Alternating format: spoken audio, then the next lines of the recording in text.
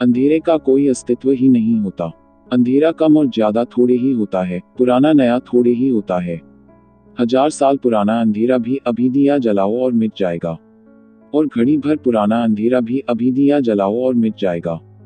अंधेरा अमावस की रात का हो तो मिट जाएगा, और अंधेरा साधारण हो तो मिट जाएगा। अंधेरे का कोई बल नहीं होता। अंधेरा दिखाई बहुत पड़ता है, मगर बहुत निर्बल है, बहुत नपुंसक है। ज्योति बड़ी छोटी होती है, लेकिन बड़ी शक्तिशाली है, क्योंकि ज्योति परमात्मा का अंश है, ज्योति में परमात्मा स्थित है। अंधेरा तो सिर्फ नकार है, अभाव है, अंधेरा है नहीं। इसीलिए तो अंधेरे के साथ तुम सीधा कुछ करना चाहो तो नहीं कर सकते। न तो अंधेरा ला सकते हो, न हटा सकते हो। दिया जला लो, अंधेरा चला गया। दिया बुझा दो, अंधेरा आ गया। सच तो यह है कहना कि अंधेरा आ गया, चला गया ठीक नहीं, भाषा की भूल है। अंधेरा न तो है, न आ सकता, न जा सकता। जब रोशनी नहीं होती है तो उसके अभाव का नाम अंधेरा है। जब रोशनी होती है तो उसके भाव का नाम अंधेरे का न होना है। अंधेरा कितना ही हो और कितना ही पुराना हो, कुछ भेद नहीं पड़ता। जो दिया हम ला रहे हैं, जो रोशनी हम जला रहे हैं, वह इस अंधेरे को तोड़ देगी, तोड़ ही देगी। बस रोशनी जलने की बात है। इसलिए अंधेरे की चिंता न लो, रोशनी के लिए ईंधन बनो। इस प्रकाश के लिए तुम्हारा स्नेह चाहिए। स्नेह के दो अर्थ होते हैं, एक तो प्रेम और एक तेल।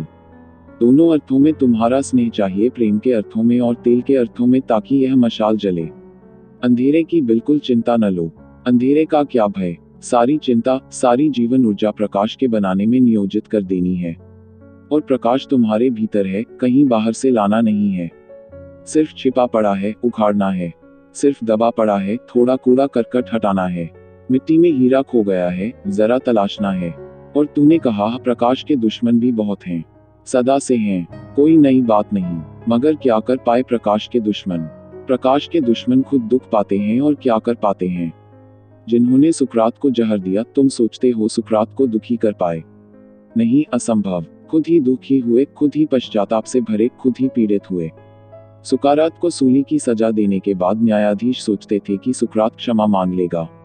क्षमा मांग लेगा तो हम क्षमा कर देंगे, क्योंकि यह आदमी तो प्यारा था, चाहे कितना बगावती हो, इस आदमी की गरिमा तो थी। असल में सुकरात जिस दिन बुझ जाएगा, उस दिन एथेंस का दिया भी बुझ जाएगा, यह भी उन्हें पता था। सुकरात की मौत के बाद एथेंस फिर कभी ऊंचाइयां नहीं पा सका। आज क्या है एथेंस की हैसियत? आज एथेंस की कोई हैसियत नहीं है।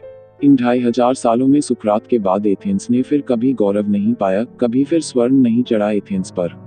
और सुकरात के समय में एथेंस विश्व की बुद्धिमत्ता की राजधानी थी। विश्व की श्रेष्ठतम प्रतिभा का प्राकट्य वहां हुआ था। एथेंस साधारण नगर नहीं था जब सुकरात जिंदा था। सुकरात की ज्योति से ज्योतिर्मय था, जगमग था।